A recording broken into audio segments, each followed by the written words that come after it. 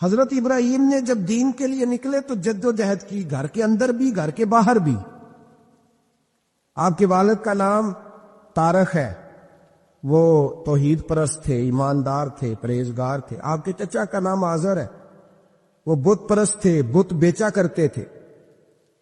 حضرت سیدنا ابراہیم علیہ السلام جب میدان عمل میں نکلے تو حضرت ابراہیم علیہ السلام نے اپنے گھر سے جہاد شروع کیا، لڑنا پڑا۔ گھر کے اصولوں سے چچا نے جو رواج بنائے ہوئے تھے اس رواج سے ٹکرائے۔ فرمایا میں اپنے گھر کے اندر یہ بت پرستی نہیں ہونے دیں گا۔ چچا کو ایک دفعہ نہیں، بار بار 100 دفعہ سمجھایا۔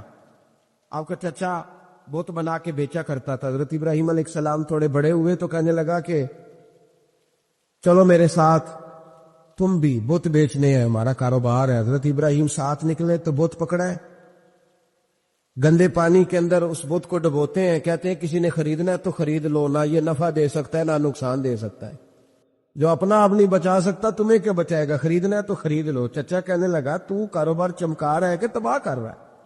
گھر میں بڑے معاملات خراب ہوئے، جھگڑے ہوئے، لیکن حضرت ابراہیم علیہ السلام ایک منٹ کے لیے بھی اپنے گھر کے اندر بھی کمپرومائز کرنے کو تیار۔ یہ تھوڑا مشکل میں نے پہلو چھیڑ دیا ہے، یہ تھوڑا مشکل پہلو چھیڑ دیا ہے۔ بڑا سمجھدار آدمی ہے پر بیوی سے پردہ نہیں کرا سکتا، سیانا ہے، پنچایت کا بندہ ہے، جو اسے آپ کہیں گے وہ بات یہ سنائے گا، لیکن کہتا ہے نہیں جی میں نے کوشش کر لی ہے۔ کس قسم کی کوشش ہے صاحب، یہ کیسے ہو گیا؟ حضرت ابراہیم علیہ السلام نے گھر کے اندر سے فرمایا نہیں کرنے دوں گا، گھر کے اندر بھی ٹکرائے۔ فرمایا تم جو بھی ہو، پاش پاش کیا چچا کے اصولوں کو، اور باہر جب نکلے تو صرف علاقے کے چیئرمین سے نہیں ٹکرائے، ایم پی ایم این اے وزیر مشیر سے نہیں ٹکرائے، سپر پاور نمرود دنیا کا واحد حکمران تھا اس وقت، دوسرا کوئی حکمران ہی نہیں تھا، اکیلے حکمران سے جا کر ٹکرائے۔ کوئی ساتھ فوج نہیں تھی، کوئی ساتھ ان کے طاقت بظاہر دنیا داری کی کوئی نہیں تھی، پر حضرت ابراہیم جا کے ٹکرائے۔ اور میرے رسول پاک صلی اللہ علیہ وسلم نے سند بیان کی، فرمایا افضل الجہاد کلمۃ الحق عند سلطان الجابر۔ فرمایا سب سے افضل جہاد یہ ہے کہ تو ظالم بادشاہ کے سامنے کھڑے ہو کے حق بات بیان کر دے، یہ سب سے بڑا جہاد ہے، یہ سب سے افضل الجہاد کلمۃ الحق عند سلطان الجابر، سب سے بڑا جہاد۔ حضرت ابراہیم کھڑے ہو گئے، سپر پاور سے ٹکرائے۔ یہاں ہم لوگ حکمتوں کا شکار ہیں، دیکھیں گے، کریں گے، سوچیں گے، اور مولوی صاحب کو ویسے کہتے ہیں آپ پرہیز کریں سیاسی باتوں سے۔ بھئی اللہ کے ہر نبی نے جا کے وقت کے ظالم حکمران کو لتاڑا ہے، للکارا ہے، یہ تو مشن انبیاء ہے۔ حضرت سیدنا ابراہیم علیہ السلام نے اس کو جا کے کہا کہ تو جھوٹ بولتا ہے، تو جھوٹا ہے، تو خدائی کا دعویٰ کرتا ہے، تو بہت بڑا ظالم ہے۔ اور قرآن مجید نے ساری بات کو بیان فرمایا۔ حضرت ابراہیم علیہ السلام سے کہنے لگا میں رب ہوں، تو آپ نے فرمایا میرا رب تو وہ ہے جو زندہ کرتا اور مارتا ہے۔ تو پھر آپ حق بات بیان کریں گے تو اللہ مارے گا کہ بندہ مارے گا؟ کچھ بھی نہیں ہوتا، کیونکہ زندگی موت کس کے ہاتھ میں ہے؟ اللہ کے ہاتھ میں۔ زندگی موت اللہ، کچھ بھی نہیں ہوتا۔ انسان صحیح سمت کا تعین کرے اور صحیح چلے۔ حضرت علی شیر خدا سے کسی نے کہا تھا کہ آپ کے بڑی دشمنی ہے، کوئی محافظ رکھ لے۔ آپ فرمانے لگے موت خود بہت بڑی محافظ ہے، وقت سے پہلے آتی ہی نہیں، بڑی محافظ ہے وقت سے پہلے۔ علامہ نورانی رحمۃ اللہ تعالی علیہ کراچی جیسے شہر میں رہا کرتے تھے، جہاں گام گام پہ خطرہ تھا۔ لوگوں نے کہا حضرت اتنے بڑے لیڈر ہو، آپ کی جماعت کی 62 سیٹیں ہوئی قومی اسمبلی میں، ایک ایسا وقت بھی آیا تو کوئی ایک آدمی بندوق والا۔ آپ فرمانے لگے مجھے ضرورت ہی نہیں، اس لیے کہ جس خدا رسول کے لیے میں نکلا ہوں وہ خود ہی حفاظت کرنے والے ہیں، ضرورت نہیں ان چیزوں۔ تو بھائی حضرت ابراہیم ٹکرائے، اور آپ کا انداز کیا ہے؟ جا کے کہا کہ تو نہیں، خدا وہ ہے جو زندہ کرتا۔ اور اس نے ایک بیوقوفوں جیسی دلیل دی۔ ایک آدمی کو کل پھانسی دینی تھی تو اس کو بلایا، کہنے لگا تجھے کب پھانسی ہے؟ اس نے کہا کل۔ کہنے لگا جا تجھے آزاد کیا، زندگی دی، اس کو چھٹی دے دی۔ ایک عام آدمی بیچارہ بیٹھا تھا، اس کو پکڑ کے نا کہنے لگا اس کی گردن اڑا دو۔ کہنے لگا دیکھ لو میں بھی زندہ کرتا اور مارتا ہوں۔ وہ جو کل مرنے والا تھا میں نے زندہ کر دیا ہے، اور جس کو پتہ ہی نہیں تھا کہ میں نے مرنا ہے اسے پکڑ کے میں نے مار دیا ہے۔ یہ بیوقوفوں جیسی دلیل ہے۔ حضرت سیدنا ابراہیم علیہ السلام چاہتے تو اسی وقت دلیل توڑ دیتے کہ تو کیا بیوقوفوں جیسی بات کر رہا ہے، اگر تو زندگی دیتا ہے تو مرے ہوئے میں جان ڈال کے دے جس کو تو نے مارا ہے۔ لیکن حضرت ابراہیم نے دیکھا کہ بیوقوف ہے، بیوقوفوں سے بحث نہیں ہوتی، دلیل بدل لی جاتی ہے، ان کی عقل کے مطابق بات کی جاتی ہے۔ حضرت ابراہیم فرمانے لگے میرا رب وہ ہے جو سورج مشرق سے نکالتا ہے اور مغرب میں غروب کرتا ہے، تو اگر رب ہے تو مغرب سے نکال کے مشرق میں غروب کر۔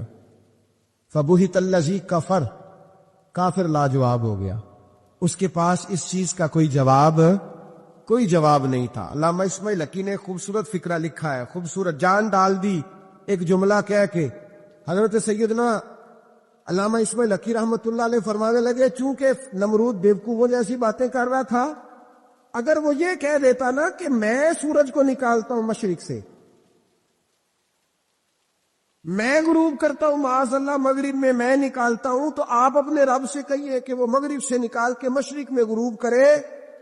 علامہ اسماعیل حقی فرماتے ہیں رب کریم کی آواز قدرت تھی، مالک حضرت ابراہیم علیہ السلام کے اس اگر وہ کہہ دیتا اور حضرت ابراہیم دعا کر دیتے تو رب کریم نے فرشتوں کو تیار بٹھایا ہوا تھا۔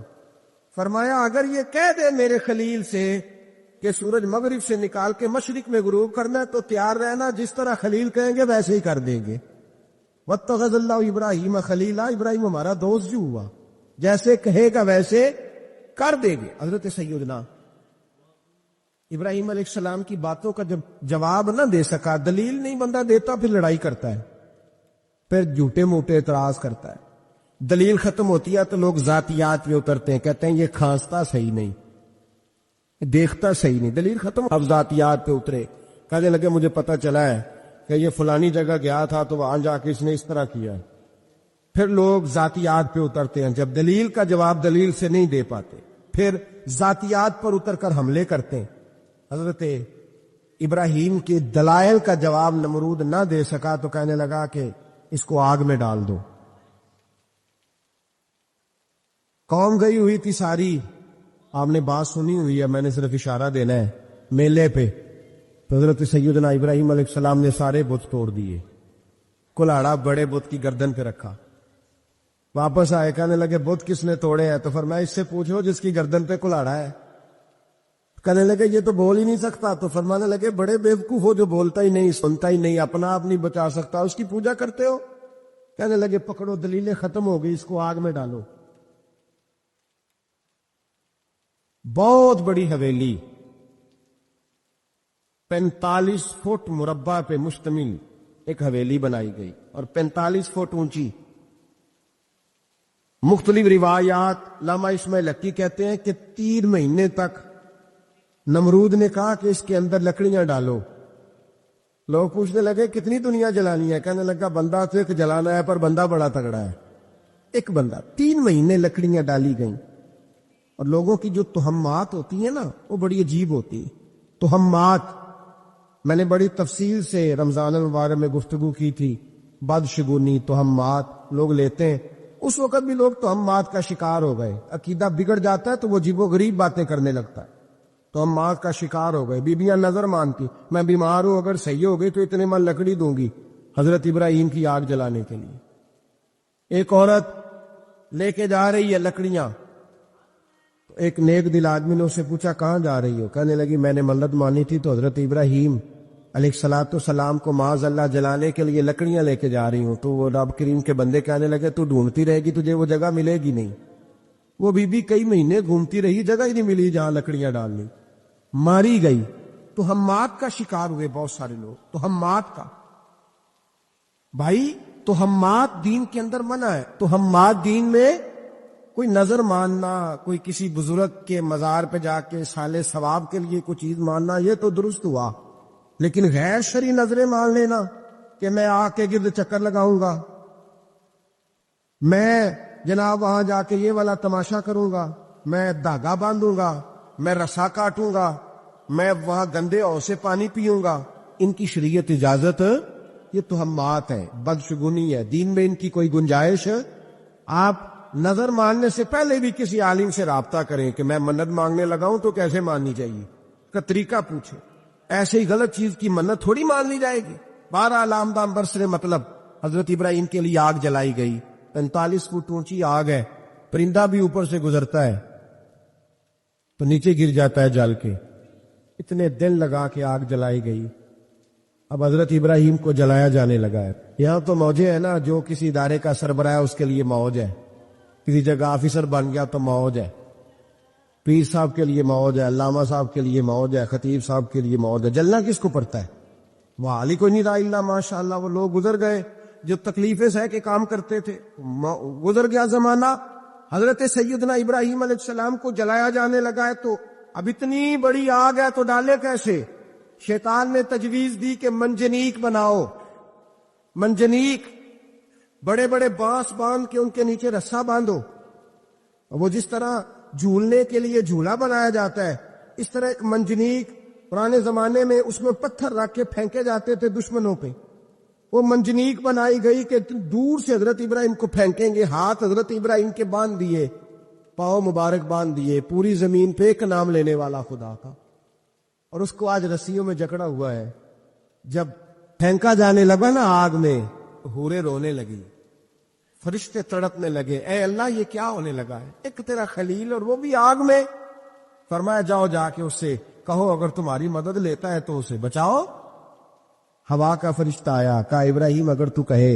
او بھائی ان چیزوں کو کہانی سمجھ کے نہ سنا کرے, یہ داستان نہیں, یہ وہ طریقے ہیں جو ہمارے رسول نے ہمیں اپنانے کا حکم ارشاد فرمایا ہے.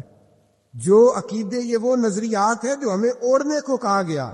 اپنے رب کریم کی رضا پہ راضی رہنے کے یہ وہ خوبصورت مواقع ہیں صوفیاء نے جن کو بنا کر سمجھا کر ہم تک پہنچایا ہے. یہ ہے اہل طریقت کی باتیں. وہ کہتے ہیں یار جس حال میں رکھے راضی رہنا ہے. حضرت ابراہیم علیہ السلام کو پھینکا جا رہا ہے, فرشتہ آیا, اے اللہ کے خلیل اگر حکم دو تو اتنی ہوا چلاؤں کہ نمرودی جل جائیں سارے, آگ ان پہ پھینک دی جائے. آپ نے فرمایا تو جا, تجھ سے مجھے کوئی کام نہیں. تھوڑی دیر کے بعد پانی کا فرشتہ آیا, کہا حضور اتنی بارش برساؤں گا کہ آگ بجھ جائے گی. فرمایا تو جا, تجھ سے کوئی کام نہیں. اب جب منجنیق میں رکھ دیے گئے, آگ میں جانے کا لمحہ ہے, تیاری ہے, حضرت جبریل امین حاضر خدمت ہوئے. کہا ابراہیم کوئی حاجت؟ فرمایا تجھ سے کوئی نہیں. کہا چلو مجھ سے نہیں تو رب کریم سے ہی بات کر لو, مجھے پتا ہے میں چھوٹا ہوں, آپ مجھ سے مدد کیوں لوگے, رب کریم سے ہی بات کر لیں. تو حضرت ابراہیم کہنے لگے جبریل یہ بتا, رب کو نہیں پتا اس کا خلیل کس حال میں ہے؟ اسے نہیں پتا میں کس حال میں ہوں, میرے ہاتھ بندے ہیں, پیر بندے ہیں آگ میں, اسے نہیں پتا. بتایا تو اسے جاتا ہے جسے خبر نہ ہو. تو اگر اسے پتا ہے, اگر وہ جلانے پہ راضی ہے تو میں بھی جلنے کو تیار ہوں, میں تیار ہوں, میں تیار ہوں. اسے کہو ٹھیک ہے. حضرت سیدنا ابراہیم علیہ السلام کو منجنیق میں ڈال کے جو پھینکا آگ میں, یا نار کونی بردم و سلام علی ابراہیم, اللہ نے فرمایا اے آگ میرے ابراہیم پہ ٹھنڈی بھی ہو جا اور سلامتی والی بھی ہو جا. حضرت ابراہیم کو 2 فرشتوں نے بٹھا دیا زمین پہ. پھول کھلے ہیں, کونپلیں مہک رہی ہیں, کلیاں خوشبو دے رہی ہیں. حضرت ابراہیم نے سر سجدے میں رکھ دیا, سبحان اللہ والحمد للہ ولا الہ الا اللہ واللہ اکبر. حضرت ابراہیم اللہ کی تسبیح پڑھنے لگے, رب کریم کا شکر بجا لانے لگے. نکلے وہاں سے, کچھ دن گزر گئے, نکلے, حکم ہو گیا ابراہیم علاقہ چھوڑ دو. حضرت ابراہیم علیہ السلام وہاں سے نکل کے مصر آئے, چچا کے پاس ٹھہرے. انہوں نے اپنی بیٹی جناب سارہ کا نکاح کر دیا. کچھ آگے بڑھے تو ایک ظالم بادشاہ سے ٹکرائے. اس نے ایک شہزادی, ایک بادشاہ کی بیٹی قید کی ہوئی تھی, جناب ہاجرہ نام تھا. ان کو قید سے چھڑا کے ساتھ لائے. حضرت لوط علیہ السلام بھی ساتھ. یہ 4 لوگوں کا قافلہ چلا, فلسطین میں جا کے پڑاؤ ڈالا, گھر بار چھوڑا, تبلیغ شروع ہوئی.